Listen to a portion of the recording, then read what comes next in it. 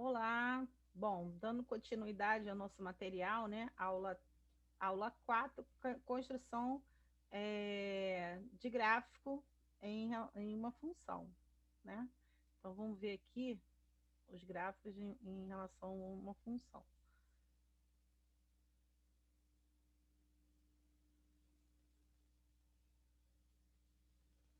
Bom, é, o gráfico de uma função, aula 4, usualmente nós deparamos com tabelas e gráficos nos telejornais, revistas, em outros.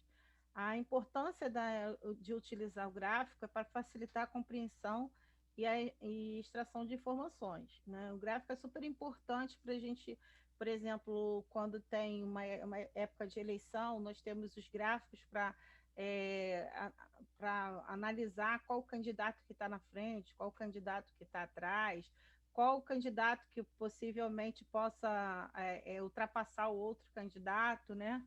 E quando você recebe uma conta de luz, a conta de luz tem um gráfico dizendo o seu consumo anual, né? De quando, por exemplo, no ano passado eu consumi tal, e esse ano eu já estou consumindo tal. Você pode aí calcular a diferença aí, né?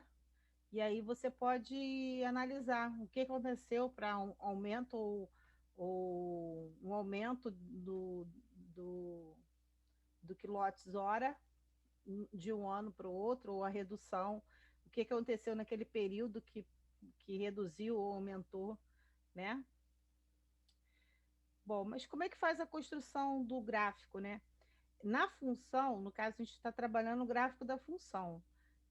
Porque existe outros gráficos, gráfico de setores, gráfico de pizza, gráfico de setores de pizza é mesmo gráfico, gráfico de barra, gráfico de segmento. Esses gráficos, eles também têm dois eixos, eixo de X, eixo de Y, mas ele é mais trabalhado na parte de estatística, né? Quando você trabalha funções, você tem gráficos de funções que são, você olhando, visualizando, você sabe que tipo de função é. Se ela é uma função do primeiro grau, se ela é uma função do segundo grau, se ela for uma função do primeiro grau, se ela é crescente ou decrescente, se ela é linear, se ela é afim. Então, você só observando, olhando para o gráfico, você percebe como é o comportamento desse gráfico, tá? Ao trabalhar com funções, a construção de seu gráfico se torna de grande importância para a melhor visualização do problema. Quando você tem uma situação problema, quando você desenha o gráfico, você tem uma visualização melhor desse problema. O gráfico nos permite identificar o tipo de função, foi o que eu falei para vocês. Pode ser uma função do primeiro grau, uma função do segundo grau, uma função do terceiro grau e assim por diante, que está sendo trabalhado sem a necessidade, função logarítmica, função exponencial, né? Sem a necessidade de apresentar a lei de formação. Então, você olha, você já diz, esse gráfico é um gráfico de uma função exponencial, né? Só de você observar o gráfico. É uma função do segundo grau, e assim por diante. Podendo esta estar sendo ser escrita em função do seu gráfico. Para construir um gráfico, precisamos de um plano cartesiano. Este é uma região delimitada por duas retas, uma horizontal, que a gente chama de abscissa, e uma vertical, que a gente chama de ordenada. Eixo das abscissa, eixo de X, eixo das ordenadas, eixo de Y. Não necessariamente pode ser X e Y, pode ser outras letras. Por exemplo, quando você trabalha em física e química, você não usa X, Y, como eu falei para vocês na aula anterior de funções, noções de funções. Em física e química, você usa a velocidade média, o tempo, né? E na biologia também se usa gráfico também de função, mas para não dizer que a gente vamos caracterizar x e y, sempre vai ser x e y, nem sempre, tá? Por isso que eu falo que nem sempre vai ser x e y. A gente aqui em matemática, a gente condiciona a ser x, y, mas nem sempre é, tá? por exemplo, nas questões do Enem, ela não geralmente a função ela não vem f de x, ela vem v de t, vem outra função. Então, a gente tem que prestar atenção nisso. Vocês estão acostumados com o quê? Vocês estão acostumados com eixo de x e eixo de y, eixo das abscissas, que é o eixo de x, e eixo das ordenadas, que é o eixo de y. Não, a gente pode dizer que eixo de horizontal vai ser chamado de abscissa. Não importa se é x, y, w, v, tá? Horizontal, abscissa. Vertical, ordenada. Ordenada, abscissa. Ordenada, abscissa. Tá? Resulta em um par ordenado. O que é par ordenado? Você vai. Par já está dizendo, são dois números, né? São duas referências. A primeira referência é os eixos, você utiliza o eixo da abscissa, que é a horizontal. E depois você vai utilizar o eixo de Y. Vamos ver aqui na prática como é que funciona. Cada ponto do gráfico é conhecido como par ordenado, pois ele é formado um encontro de um valor das abscissas com o valor das ordenadas. Tá vendo que aqui o tempo todo ele fala abscissa e ordenada, não fala x, y? Tá? Então, justamente para vocês se acostumarem que nem sempre vai ser x, nem sempre vai ser y. Então, eixo das ordenadas, horizontal, eixo das abscissas, vertical. O valor do par ordenado, né? Do valores das ordenadas. A linha que une os pares ordenados é conhecida como curva da função, tá? Então, esse ponto aqui.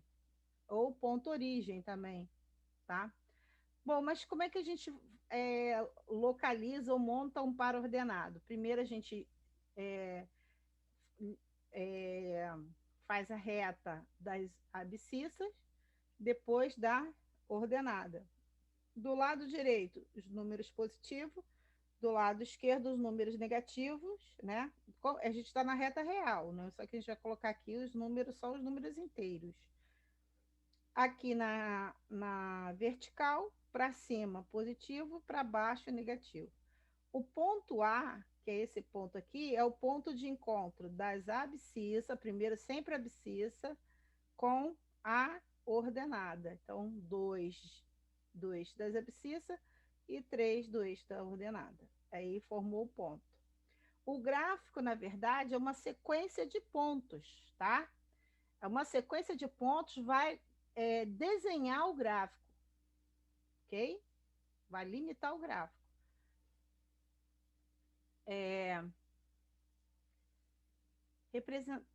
Representamos o ponto das coordenadas 2 e 3, no plano cartesiano. Então, o plano cartesiano, esse plano cartesiano, ele divide, esses dois eixos divide cada região dessa aqui, ó, né, no sentido anti-horário, de quadrante. Então, aqui nós temos o primeiro quadrante, né?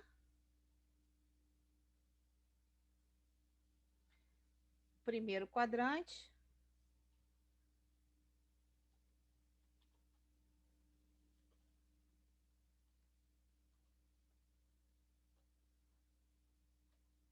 Primeiro quadrante, o par ordenado, tanto das abscissas quanto das ordenadas, eles vão ser positivos.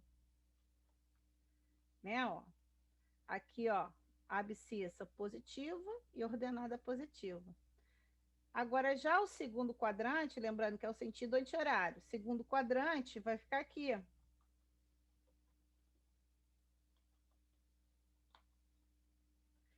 As coordenadas agora, lembrando, sempre primeiro as abscissas. Aqui vai ser negativo. E para cima, que é das ordenadas, vai ser positivo.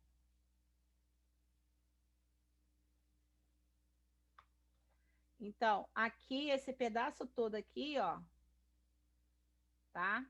Esse pedaço todo aqui, nós chamamos de primeiro quadrante. Esse pedaço, segundo quadrante. Então, esse aqui vai ser o quê? Terceiro quadrante.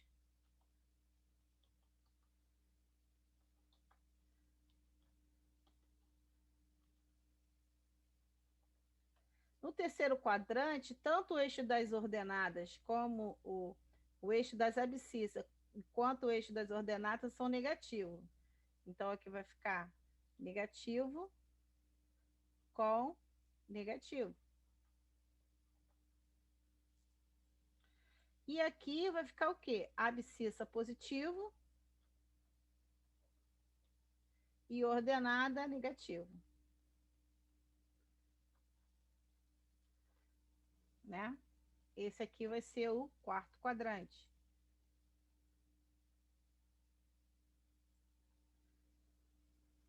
Quarto quadrante.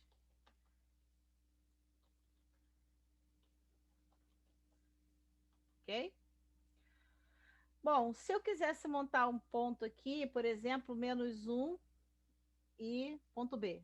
-1 com 1, tá?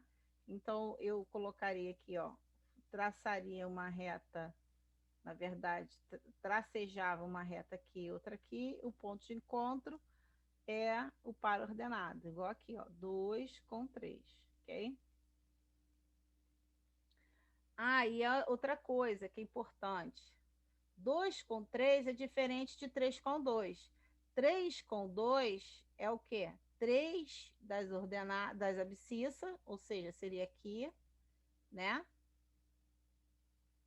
Seria aqui.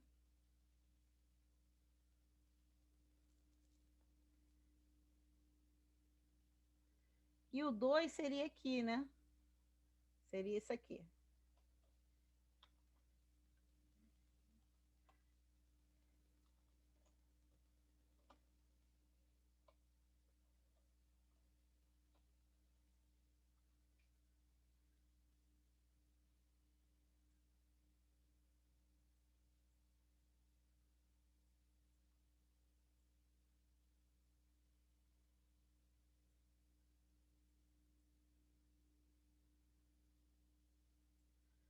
Juntaria com 2, que seria aqui, né?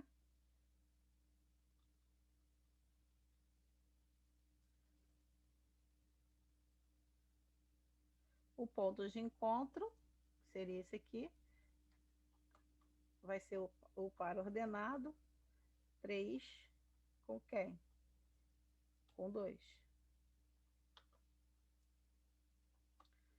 São pontos diferentes, né? O ponto está aqui, né?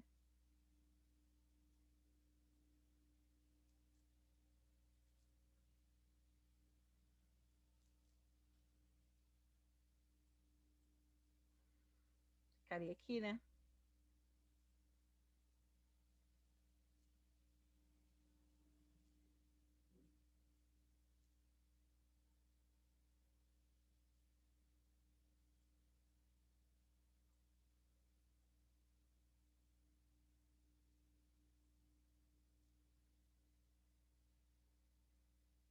Esse ponto aqui.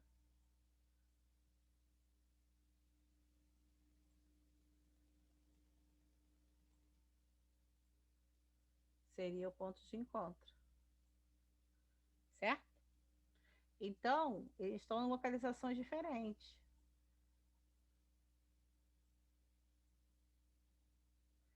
2 e 3 e 3 e 2 são diferentes, ok?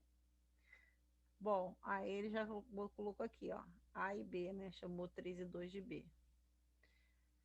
Escolher os valores para x. Bom, quando tem uma função do primeiro grau, eu tenho uma lei de formação, tá? Ou qualquer gráfico da função, ela possui uma lei de formação. Então, para você descobrir o gráfico, você tem que atribuir valores para o domínio, que no caso aí seria o x, né? Lembrando que geralmente a gente usa x e y, mas pode usar outras letras. Então, o x aí é o domínio da função, lembra?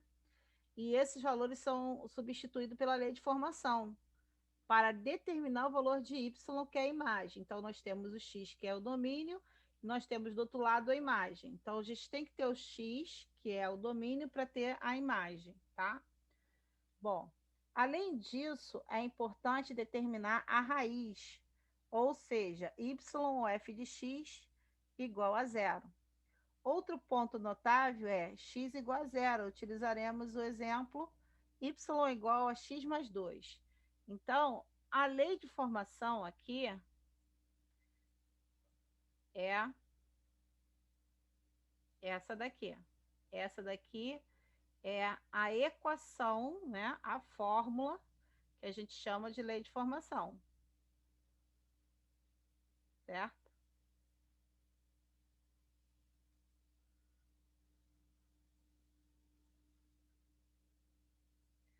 Então, para a gente determinar o valor de x, a gente tem que colocar o valor de y. Para a gente determinar o valor de y, que é a função, né? O x, o y depende do x para você ter o resultado. Então, o domínio é o x, a imagem vai ser o y. Então, nós vamos atribuir valores para x. Valores aleatórios. Claro que você vai botar valores fáceis, números positivos. Você não vai colocar valores negativos, né? Só se pedir. Ou então, se aqui na frente da incógnita for negativo, aí você usando negativo, menos com menos vai dar mais, né? Então, ele disse o seguinte: ele encontrou o zero da função, igualou a função a zero, então achou o valor de x, né? Foi isso que ele fez aqui no primeiro. Quando o y vale zero, o x vale menos 2. Foi isso que ele achou. Bom, ele atribuiu valores para x, 0, 1, 2, 3. Né? Dependendo da função, essa função é a função do primeiro grau. A função do primeiro grau, você não precisa ter essa quantidade de valores de x, não. Basta dois valores que você vai encontrar. Aqui, no caso, ele está encontrando o zero da função, tá? Então, quando você iguala zero a função, nós achamos o zero da função.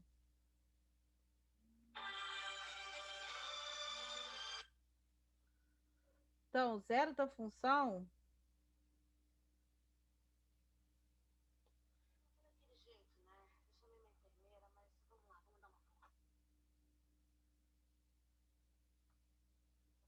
zero da função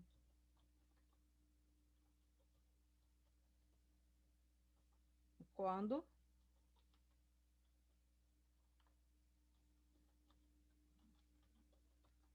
o y é igual a zero,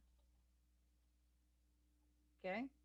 Então, quando o y for zero, né, nesse caso aqui, y é igual y é igual a x mais 2. Logo, você igualando a zero, né? O y vale zero, zero é igual a x mais 2. Passando o x para um lado, o número do outro, né? Então, x vai ser igual a menos 2, certo? Passei o x para o outro lado, ficou menos x. Você sabe que o x não pode ser negativo, multiplica por menos 1, x vai ser igual a menos 2, certo? Então, aqui eu encontrei o zero da função. Por que é importante saber o zero da função no gráfico? O zero da função, ele vai encostar no eixo horizontal, que é o eixo de x, no ponto menos 2, tá? Essa é a importância. Aqui, na verdade, você atribuiu quatro valores para x. Então, você substitui aqui o x por zero, depois substitui o x por 1, depois por 2, depois por 3. Substituindo o x por 0, 0 mais 2 dá 2. Substituindo o x por 1, 1 mais 2 dá 3. Substituindo o x por 2, 2 mais 2, 4. Substituindo o x por 3, 3 mais 2, 5. Aí você vai juntar o zero que você encontrou aqui com o x, o zero que você atribuiu para o valor de x e o 2 daqui. Então, aqui vai ficar o par ordenado 0 e 2. Então, lembrando, par ordenado aqui, primeiro a abscissa, depois a ordenada. Então, aqui x, que é abscissa, e y ordenada. 0 com 2, 1 com 3, então domínio aqui 2 com a imagem 4, domínio 3 com a imagem 5. Montou os pares ordenados, depois que você montar os pares ordenados, você vai fazer um encontro desses pares ordenados, né? Então, nós temos aqui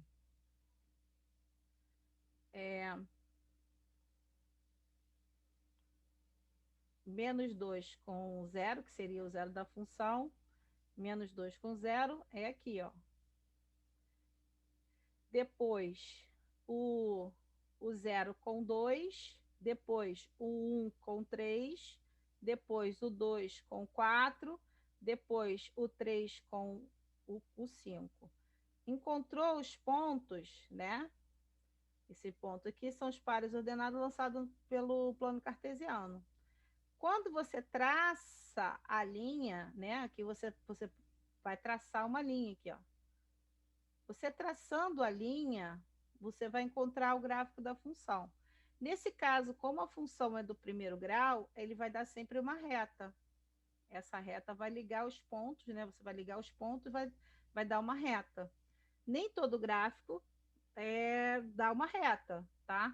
O gráfico da função do primeiro grau dá uma reta. O gráfico da função do segundo grau vai dar uma parábola. Nesse caso aqui vai dar uma reta, ok? Bom, aí tem os exercícios, né? Que vocês vão fazer.